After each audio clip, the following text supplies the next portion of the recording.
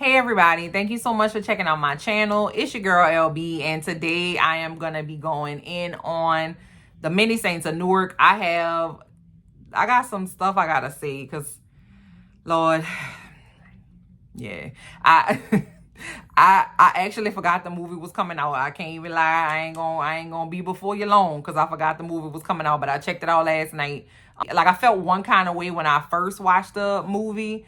And then after going over my notes and then really thinking about what I saw and then relating what I saw to the show, I had a change of heart about what I thought about the movie initially. So let's go ahead and get into it. I got some takeaways. I don't even know how many takeaways I got, but I got some. So let's get into those. Let's do it.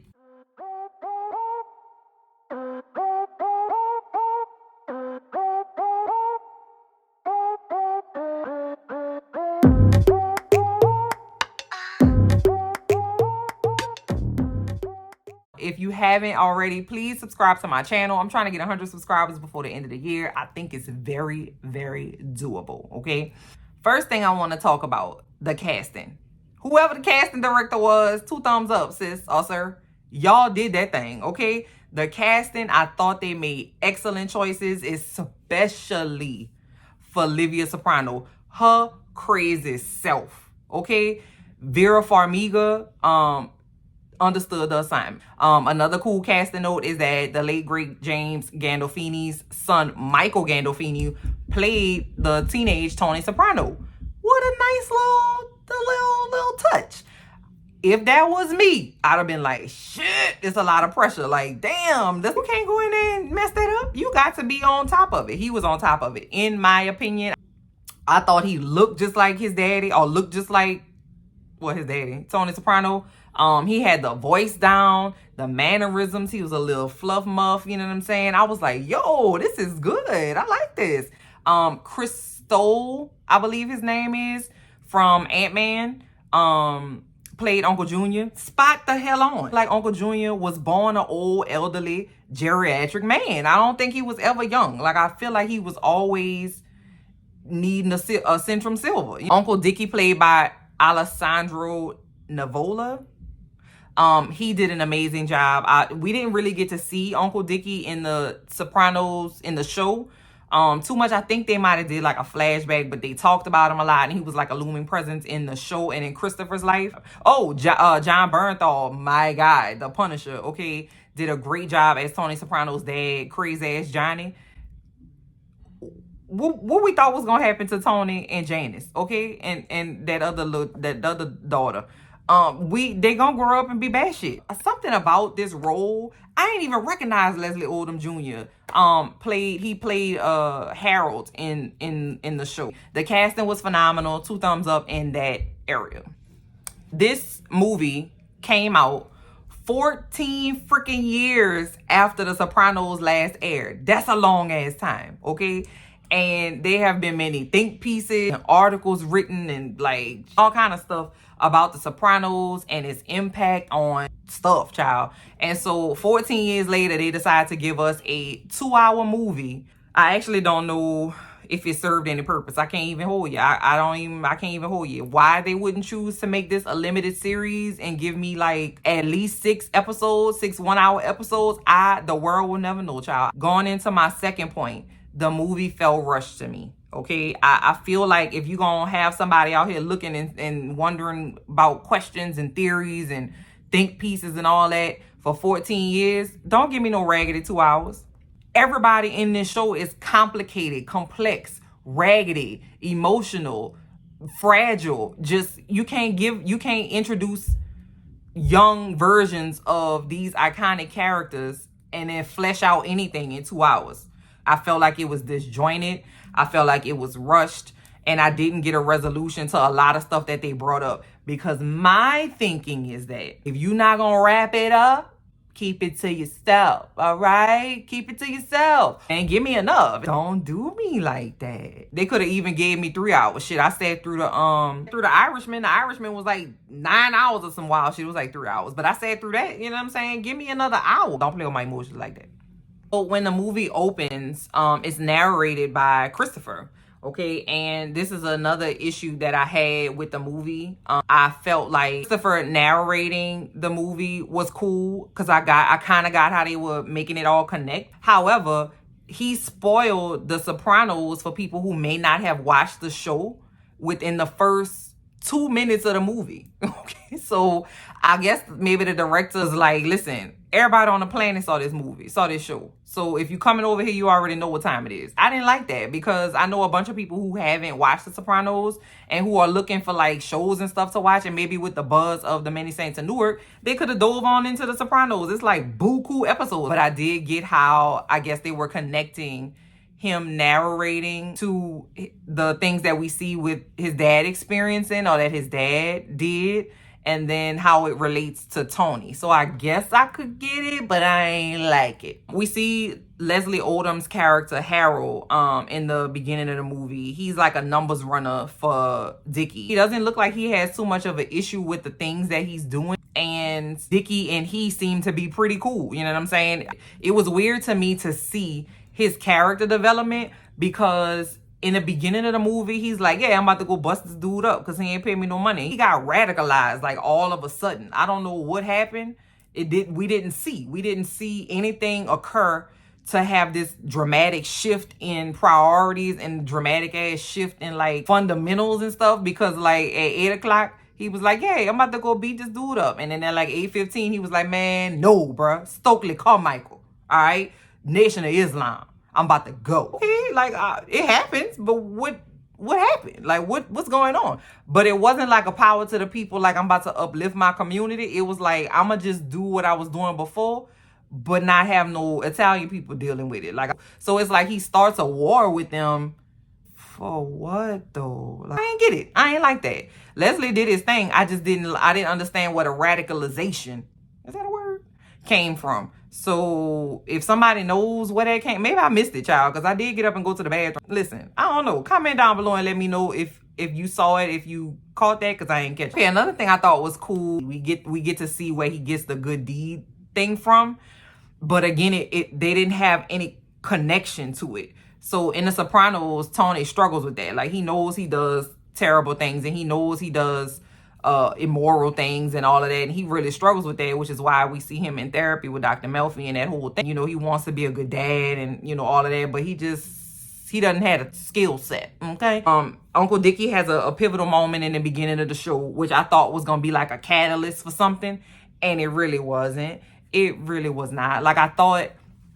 So I'm gonna spoil it. If you don't want to watch it, just go ahead and skip it, child, because I'm about to spoil it, because I don't understand it. I don't get it. So Dickie killed his daddy, and boom, all of a sudden his daddy got a twin brother. I thought when he killed his daddy and then he went to go see his daddy's twin brother, it's not air quotes, it's just like he was a literal twin brother in jail. I was like, is this dude tripping? Like, is he high? Because he just killed his daddy. So why is daddy in jail? What's going on? So now the twin of his dead daddy is like his sounding board.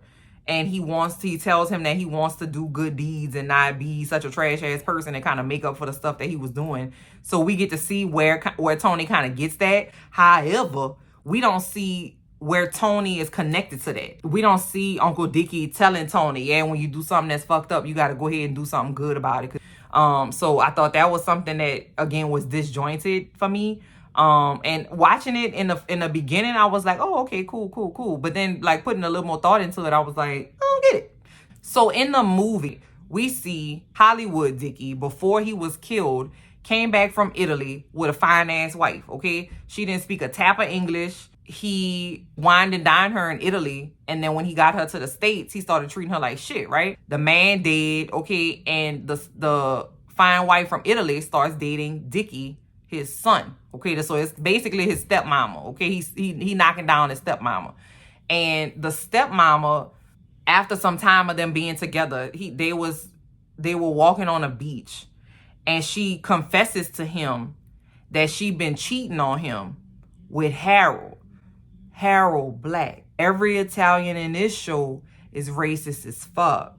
So why she's telling this killer that she's cheating on him with a black man, the world will never know. I don't understand it. What you think happened to her? She dead. I ain't even need you to wait. You ain't need to wait. All of a sudden, she like, listen, I gotta get it off my chest, killer and murderer and drug dealer and all around immoral person. Let me tell you about this horrible thing that I did that I know you're not gonna take it well. Which leads me to my next point. I don't even know which number I'm on, but I got to get it off my chest. They didn't have no consequences in this movie, bro. If we don't know nothing else about some mob shit, we know that if you do something to somebody in a mob, something gonna happen. Them the most putting a pin in it ass people that I ever saw on TV. People just was out here doing all kind of stuff with no goddamn consequences. And I was sitting there like, ooh, they gonna fuck you up. Nothing happened. Uncle Dickie was knocking down his daddy wife. Didn't nobody say nothing. Uncle Dickie killed his whole ass daddy. What happened? Nothing. They buried that fool. That was it. Harold started a war with the family. They had a shootout. Some stuff happened. But then everybody just went to business as usual. It was the weirdest goddamn thing. And I'm like, I know it's gonna be some stuff to pop off. It gotta be, right? Dickie knew who it was. You know why? Because Dickie saw who did it. It was Harold, okay? Literally, Dickie was like, let me go get these Christmas presents, bro. I know I just got into this shootout, but it's about to be Christmas time, so I'm gonna go get this stuff wrapped. It wasn't nothing that happened. Oh, yay. So we see also another no consequence, Tony's daddy shooting his wife Livia through the hair. And then I'm telling you, the man shot the lady through the hair and everybody was quiet. You understand? Didn't nobody say, oh, what am I done? What are you do? Like nobody said nothing. They just was in there just quiet. You're not even gonna give me no dramatic scene because they talked about that scene in the Sopranos. And it was like kikiing about it. Like, oh, Johnny ass is crazy. He shot that lady through the hair. His ass is nuts. Ah, ha, ha, ha, ha. And it was like a thing, right? And so we finally get to see it. It happened, and then that's it. Quit playing with me like that. Don't play with me like that. Other takeaway that I had was the fact that they made it seem like, you know, Tony is who he is because Uncle Dickie showed him how to be a gangster. It wasn't like a mentor-mentee relationship because the entire movie, Tony was straight. He didn't want to be a gangster. Tony was like, listen, I'm trying to go play football. Listen, Tony was bad as hell now. Tony was stealing shit and beating people up and running numbers at the school, getting put out of school, expelled, suspended, all that stuff, right? There was no consequence for him either, right? But they made it seem like Uncle Dickie was supposed to like take him under his wing and being like, listen, this school shit ain't for you, Tony, because you fucking up. It wasn't that. Tony didn't even want like stolen stuff. He was like, listen, I really want these fire-ass, big-ass 1967 speakers that most teenagers would kill for. Yeah, I want them. But I can't get caught with it because I'm trying to do the right thing. I don't want no parts in that, okay? He was square. And there was no time when Uncle Dickie was like, yeah, let's do this gangster shit together. So where was their relationship that they framed was coming? It wasn't there. The movie is set in the backdrop of the Newark riots that happened in the 60s. Okay, it was like a black man that was killed by the Newark police, and the black people went ape shit and started tearing shit up. I didn't see how it played a part in the show. Like there was no conflict shown with the African-American members of the Newark community and then the Italian-Americans of the Newark community. They just was like, say, bro, they got a riot over there, yeah. And then that was it. But again, there was no finality with it. And I ain't really appreciate it. Could have kept that out. Yes, they were maybe doing it to kind of bring in Harold's character. But you literally could have left Harold ass out. I ain't even gonna hold you. There ain't no tea, no shade to Leslie Odom. But Harold ain't bring nothing to the story, child. Another takeaway I had, I would have loved to learn more and see more of Uncle Junior. I could tell Uncle June was smart. You could tell when we meet him, he's old. Like he was like in his late 70s. And so he was crotchety and shit. So, you know, I would have been interested to see how he was as a younger person. But I would have loved to have seen more screen time from Uncle June and from Johnny too. Because we didn't see Johnny in The Sopranos either, except for that one scene where he took Janice to do some shiesty shit and they got arrested and people got shot at the boardwalk and Tony saw it in the whole 9 yards, right? They show that in the movie, but all we see of Johnny is that he fucking angry and like crotchety and grumpy, and we didn't get to see them interact together too much, Johnny and June. We didn't get to see their relationship, like were they cool, were they close, did they go do shit together, or were they beefing? Like, we can see too though that June Uncle June never really felt respected. And that was like a thing that carried on throughout the Sopranos, but it was in the many Saints of Newark too. They didn't flesh that out. So one of the biggest like kind of moments in the movie for me was that there was a scene at a funeral. The funeral was for Hollywood Dick, after he was murdered by his son. But it was raining and Uncle June slipped down the stairs and hurt his back, okay? And Dickie was laughing at him. Dickie thought it was funny, okay? And was like, you motherfucker, you know, whatever. However, in the last like 5 minutes of the movie, Dickie get popped. And we learned that Uncle June is the one who ordered the hit on Dickie. That was always a question that we wondered about in The Sopranos. Who the hell killed Dickie? In the show, we see Christopher finding out who did it and killing that person. Obviously, it was the wrong person. But we see that Uncle June ordered the hit. But I'm like, you mean to tell me, again, no consequences, all right? We don't see no consequences. Uncle June ordered the hit on Dickie because he laughed at him when he fell down the stairs. Then you gonna give me that information 5 minutes before you roll credit? You mean to tell me I waited 14 years to find out who the hell did this thing that was such a pivotal moment in one of the main characters' life and impacted the lives of other people on the show, and you give it to me 5 minutes before you roll credits? Quit playing with me like that. I ain't like that. I didn't like it. Why you doing that to me like that? And it just didn't seem like it made sense. Okay, so overall, when I first watched the movie, I was like, okay, it's good. I liked it. It was cool. But then I went over my notes and then I thought about the show and I was like, I don't know if I like it now. To see Tony growing up, we got to see him basically reject the life of crime. We got to see his daddy for like 10 minutes worth of screen time. We got to see Uncle June for 10 minutes of screen time. Uncle Dickie did his thing, but we didn't see Tony and Uncle Dickie connect the way that I thought they would have shown him and living their life of crime. Plots had like holes in it. I don't know. I mean, you can go ahead and watch it, bro. Go ahead and watch it if you want to. I mean, if something's iconic and you can't add anything additionally as iconic or additionally as successful or well thought out to it, leave that shit out, bro. Leave it out. That was my attempt to be British because that's what the British people be saying. They say leave it out. So yeah, matter of fact, I changed my mind. Don't watch that shit. I didn't get invested in any of the characters because I ain't had no time. I didn't have time.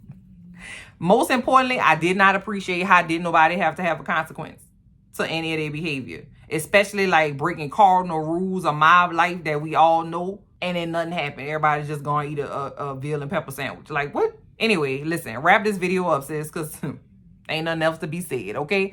All right, y'all. Those are my takeaways from The Many Saints of Newark, the prequel to The Sopranos. Comment down below and let me know what you thought. Let me know if you gave it a thumbs up or a thumbs down, y'all, because All right, y'all. Thank y'all so much for checking out this video, because, yeah. All right. Y'all have a great day, and I'll see y'all next time.